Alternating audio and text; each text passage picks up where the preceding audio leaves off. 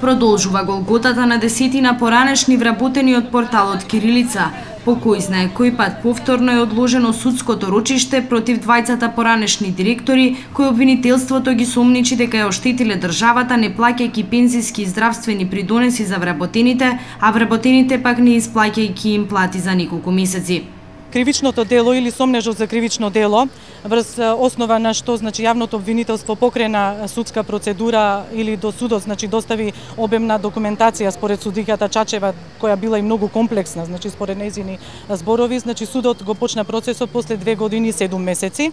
Делото е направено во 2008 година, а ние веќе 7-8 рочишта се одложува со образложение дека не можат да го најдат еден од главните осомничени за сторено кривично дело, господинот Маријан Цветковски, кој што сега е актуелен генерален менаџер на Македонската радиотелевизија.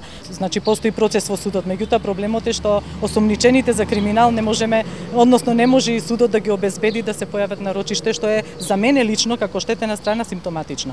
Инаку, ова е основниот суд Скопје 1, а позади него не може да влезе во кадарот на дали има 200 метри, е зграда на Македонската радиотелевизија, која ја раководи еден од обвинетите во случајот.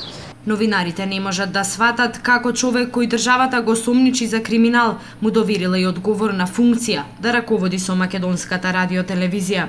Некого треба да загрижува дека институциите се немојкни пред такви личности. Како може една личност која што е на така одговорна функција да не ги почитува институциите и ниту еднаш да не се појавува? Доаѓаат адвокати во негово име, некојаш доаѓаат и по 2 адвокати, на едниот не му е откажано полномошното што му го дал, доаѓа друг на кој што ново полномошно му дал. Новинарите се револтирани од опасноста за застарување на предметот, бидејќи новото рочиште е закажано за ноември, 1 месец по терминот кога овој предмет ќе застари. Самиот термин дека во октомври застарува делото практично е побиен од самата судика со тоа што ново рочиште за овој случај ни закажува на 13 ноември. Цели 2 години му требаа на судот да го покрене случајот. Судиката на оштетените новинари им се правдала дека се работи за обемен предмет и докази.